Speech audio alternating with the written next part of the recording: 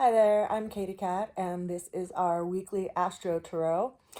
As you know from watching my videos, every video I draw tarot cards, and from those cards that I pull, I let them highlight different astrological transits that we will be experiencing over the next 1 to 2 weeks, depending on what is showing up. I do read from cards that I originally hand drew in 2011 and 2012. I got them printed this year, so if you are interested in having one of my decks for your own personal practice, you can find them at rootsofalchemy.com, along with some of my art and my wellness care products, because I am a clinical herbalist, clinical aromatherapist, and clinical nutritionist, and I make a variety of products. Not all of them are even on my website. I sell a lot of them at fairs, and I also have some chakra oils that I created, in 2005, so almost 20 years ago, that I will be resurrecting and offering again here as I develop them over the winter. I'm also in the process of writing a couple of books, one of them on botanical comparisons and aromatherapy. So if you're interested in any of those projects, feel free to comment below or reach out to me at rootsofalchemy@gmail.com. Okay, enough of all of that. Let's go ahead and look at where the planets are placed for this week so that we can understand what transits are coming up. And oh my goodness, I have one of Yoda's hairs like driving me bonkers. Okay, so let's go ahead and start with looking at where the planets are placed this week. I'm also in the process of building a better diagram, so of course, if you want to add any of your insight into different ways to do that, you're welcome to. I do have some ideas of my own, but I initially created this diagram to help show people where the planets were at, and also to show them how to be able to understand where the planets are at night in reference to the sun. I place the pins here that are all in different colors associated with the planet that they are representing. I place them where the ephemeris tells me that they are placed that particular day. There are ephemerises that you can find online that will span anywhere from 50 years to 100 years, and they basically offer a spreadsheet that tells you where the degrees of each planet is placed throughout the year in the tropical zodiac system. Then there's also cool things like I started purchasing this day planner, I want to say about 5 years ago. It's called The Magic of I, and it's basically a planner that also includes astrology references, and then in the back of it, it has basically an ephemeris for the year by month, so you can go through and plot where the planets are at and just kind of track them as they align and create different, transits throughout your own chart. So this is what I use when I go through my weekly readings to plot the planetary placements. So let's go ahead and look at where they're at for today. Today is December 1st. 2024. We have the sun over here at 9 degrees of Sagittarius. The moon is at 10 degrees of Sagittarius, so we experienced a new moon today, which is a good time for setting your intentions for new beginnings in the house area that Sagittarius is in your chart. Now, if you were born, oh goodness, see, this is why I'm making a more proper diagram.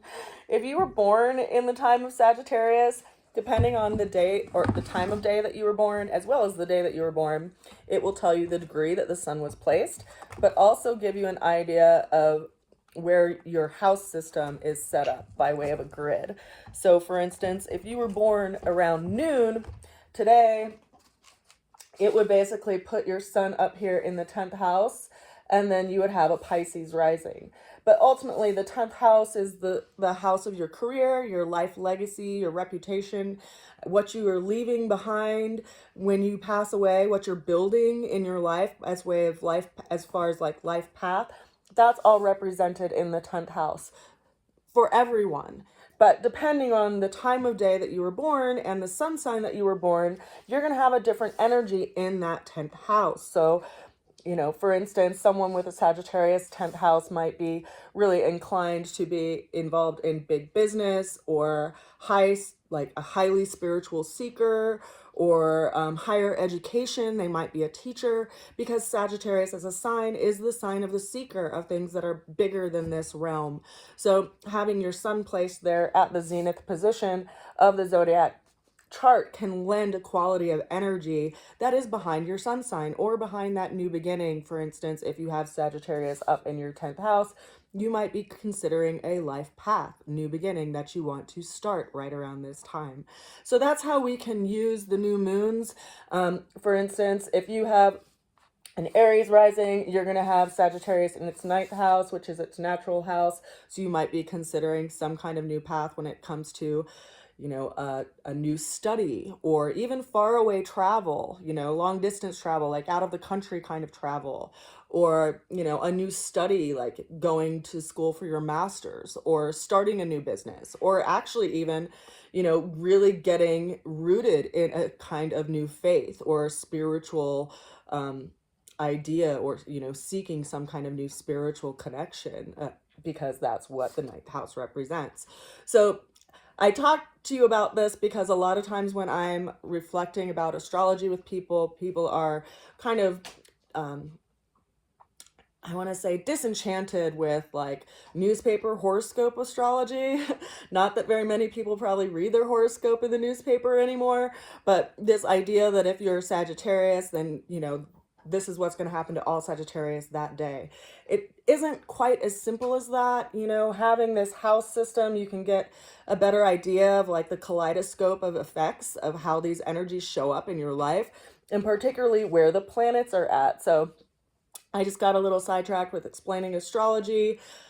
I'm going to be offering videos here through the winter, as I have some more time over the weekend to explain different astrological concepts to people, so that I don't have to go down these rabbit holes every time in readings, because I feel like it might be distracting. I don't know. If it's helpful, let me know, because that's what I want to do, obviously, is to be helpful. I have a Virgo rising.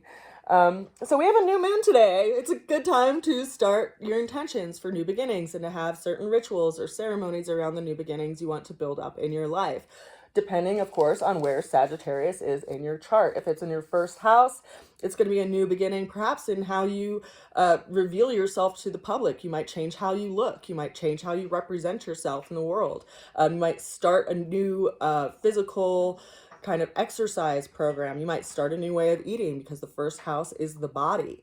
If it's the 2nd house, you might be looking at, you know, starting a new line of income, or, you know, working with a resource differently, because the 2nd house is our resources and the things that we actually own, and the things that we acquire, and the money that we acquire in work. So you could be starting a new beginning in that area. If it's in the 3rd house, it's going to be in the house of siblings, the house of communications, elementary education, you know, something that you want to learn that will help you in your day-to-day life. Maybe a new routine to do around the home, although that would be more associated with the 6th house. The 4th house, we are totally looking at the home. So you might be, you know, doing some kind of remodeling around the home, or even changing your physical home, or considering where you want to move.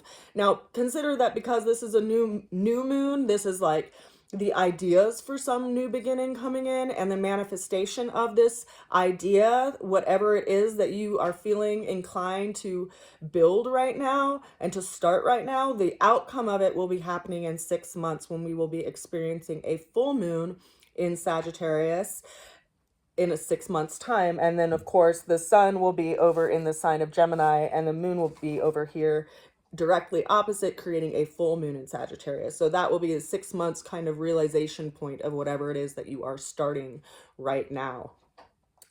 The planet of Mercury is also in Sagittarius. The planet of Mercury right now is in retrograde. It will be going retrograde to this 6th degree of Sagittarius. So it will be crossing over this point of the sun. It will actually be in a cazimi, or in the path of the sun, in the next couple of days. So consider Mercury is how we think about things, how we communicate about things, how we see things, how we describe things. And it's going to be in this space of coming upon the sun, but also in this period of retrograde. So it is, reviewing something as it moves forward. Now, interestingly enough, when we go into 2025, all of the retrogrades that Mercury experiences are going to be in fire signs. So how we engage our will. And right now, this is Sagittarius is the mutable fire sign. So how do we engage our will in an integrative way? How do we take in our spiritual experience and, integrate it with our physical reality? Mercury is in this time of review, and it'll be leaving its retrograde on the 15th of December, and it will be out of its period of retrograde, like over its shadow by the 25th of December. Now, then we have the planet of Venus. Venus is over here in Capricorn.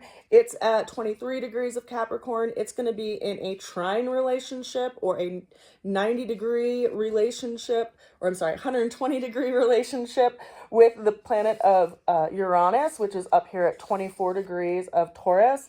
Uranus is the planet of unexpected changes, unplanned for changes, and Venus is coming into a alignment with this that can lend some sort of ease. So there could be some changes that come in tomorrow that can kind of help us recalibrate our viewpoint and our perspective and how we want to move forward. Then we have Pluto over here. There's been lots of talk of Pluto recently. Pluto just moved into the sign of Aquarius, where it will be for the next 16 years. So it will be creating a lot of transformation in the house that Aquarius sits in your chart for a good span of time. There are some astrologers that also point out that this is why we are seeing so much development in the AI arena and in technology, and also so much information about what's going on in the big old galaxy that we live in, because Pluto is moving into this area of the galaxy right now. We also have Saturn over here at 12 degrees of Pisces. We have Neptune over here at 27 degrees of Pisces. Chiron up here in Aries. I just mentioned Uranus over here at 24 degrees of Taurus. We have Gemini. In the sign of Gemini, we have Jupiter at 17 degrees of Gemini. And then we have, finally, Mars over here in Leo, and Mars is at 5 degrees of Leo. It will start its retrograde on the 7th, which I think is really interesting, because it's going to start moving retrograde into Cancer. It's not going to come out of retrograde until February, but right when it goes into retrograde is the day that Mercury comes out of retrograde. And interestingly enough, on that same day, we're going to have Venus and Pluto in exact conjunction. So we're going to have some really interesting alignments this week, and I do think that there is going to be an interesting interplay here between Mars and Pluto. Consider that Mars is the planet of action and Pluto is the planet of transformation, and they're going to be at this 180-degree placement. So they're going to be in this dance of opposition coming up because Mars is going retrograde. And when you consider that Mars is like the action planet of the zodiac, this dance, this kind of exchange that they're having, I think will be really pivotal and telling of the changes and transformations that we are going to be having over the next 16 years. So I think that's all interesting stuff. Now, let's go ahead and talk about the cards that came in for this week. I pulled us 7 cards for this week. Now, the opening card that we have is the the 4 of Wands. Now, in the 4 of Wands, we have 2 people that are looking like they're running toward a canopy. This is about having some kind of safety or refuge or respite and some kind of security. This card came in today upside down, so there is kind of a reverse energy to it, which is talking about something that we don't feel settled on. Something that we are trying to figure out when to act and when to kind of just sit and observe. I think this is particularly interesting right now because of the energies that are happening in the fiery signs of Leo. We have Mars in Leo right now, which is getting ready to go retrograde, which is, the action planet kind of taking a step back to see how it wants to place its effort and its energy. It's kind of reviewing a situation. Consider it's kind of like the kernel or the sergeant in some kind of military exchange, taking review of a situation before they actually engage with a situation. So this is something that's bringing up this energetic of when we know it's time to act and when it's time to just observe. So it's an interesting energy to open up to, I think, particularly because we're going to have Mars going into retrograde, and it will be in retrograde for the next, about 2 months or so. And so there is this period of reviewing where we want to put our energy and where do we put our energy. If you take a sober look at your 24-hour day, and not just where you put your energy physically, because we all know you can show up to your job or show up to any experience and have your mind in a completely different place, and your heart in a completely different place than where you are physically at that moment of time. But we spend time there too. We spend time in our inner dialogue reviewing things. We spend time thinking about where we want to go in the future. And this is an energetic that's asking us to review that so that we can recalibrate ourselves. Because I think, the coming couple of months really are all about observation and recalibration. Now, the challenge that we have coming in for this week is the Nine of Cups. Now, we see someone who's sitting in front of what looks like a desk that has 9 upright cups that are all full behind them. Now, this is a card of completion, being that it has the number 9 in it, but it's showing up as our challenge. And it's also in the realm of relationship or the emotions, or at least the emotional world. Something that we cared quite deeply about that is posing some kind of challenge. And we have to question, is it actually complete? Do we like the way that things have been coming, out of a situation? Do we like the ultimate result? And I ask you that because the way through the challenge showed up as the Ace of Cups. Now, if we consider these two cards in comparison, the Nine of Cups is a lot more complex, right? Like if you have one cup in your hand that is overflowing and you have an open heart and you're open to an experience, it's a very different energy than having 9 cups that are all full of experiences, full of some sense of knowing and some kind of completion. So it's telling us that we have to go from this 9 to the Ace. We have to let go of some of the ways that we've seen things and reflected things and actually open up our heart again for new experiences. I think this is really interesting because we have Mars, who is retrograding back into the sign of Cancer, which is a water governed sign. Cancer is active emotion or active water. It typically rules the home, our upbringing, our family situation. So we could actually be reviewing something that we have carried along with us throughout our lives and coming to find that we have to still have an openness around it. Now, I often will share this experience with people because this is a very tender time of year for me. And oh my gosh, my maple water is coming. It's about to surge. I'm not going to apologize for my maple water. But yeah, so I had a very difficult relationship with my mom when I was a kid because I didn't like how my mom treated my dad when they got divorced. And I held on to a lot of resentment around that. And I did not like my mom for a very long time.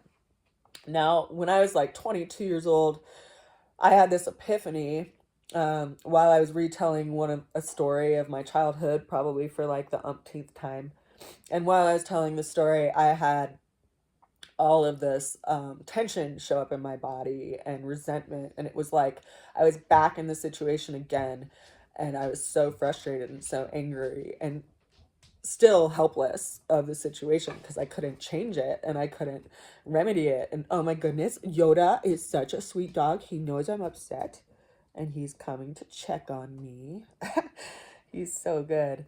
So I was 22 and I had this epiphany that maybe I should stop telling these stories about my mom and my childhood because it really wasn't doing much for me in the great scheme of things.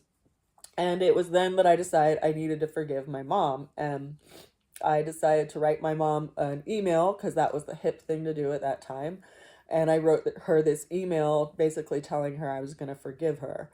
And that allowed me ultimately to grow a relationship with my mom which she ended up passing away just 8 years later. Hi, I don't want you to get burned by this candle.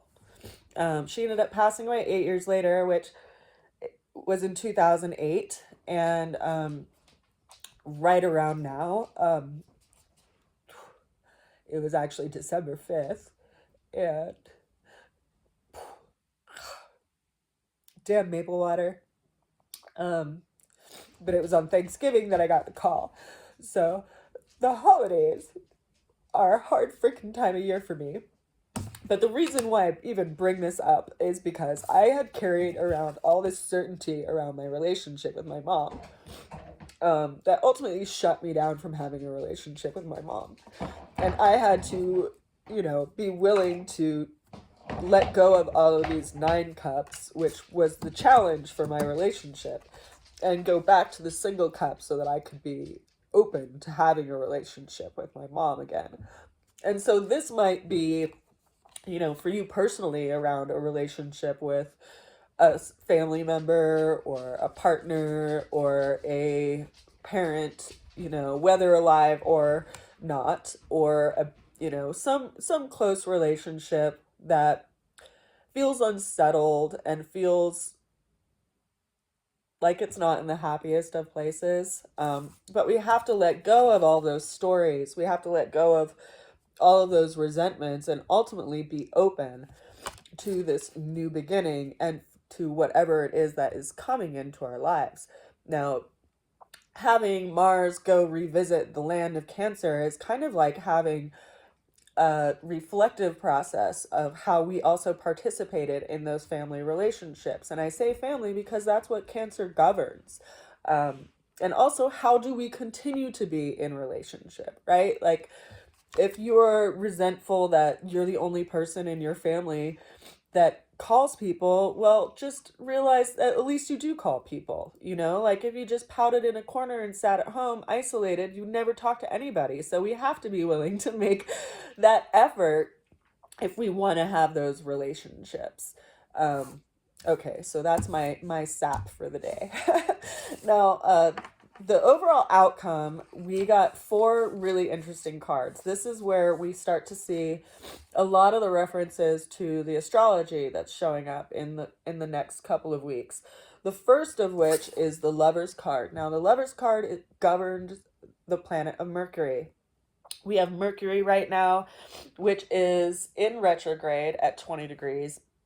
It will retrograde to 6 degrees until the 15th, or no, actually just until the 7th, and then it will be coming out of its retrograde shadow, I think the 15th. Let me just confirm that so I'm not giving you any wonky information now that my sap overfloweth and it stirred my brain. Okay, so we have Mercury, yes, it's at 20 degrees of Sagittarius right now. It will be retrograding up until the 15th of December, it will be at 6 degrees of Sagittarius. Now, at that point, what I think is actually interesting is that we have, that's what it is. Okay, Mars is turning retrograde the same day that Venus and Pluto are conjunct, which I think is interesting. It's December 7th.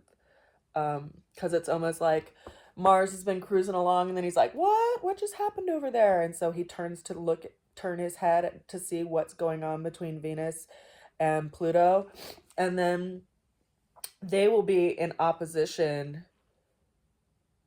direct opposition here right around the new year, because we'll have Mars at 2 degrees of Leo and Pluto at 1 degree of Aquarius, which means that they're going to be in opposition over here. We have Pluto over here at 0 degrees and Mars over here in Leo, which is currently going retrograde or just about to go retrograde.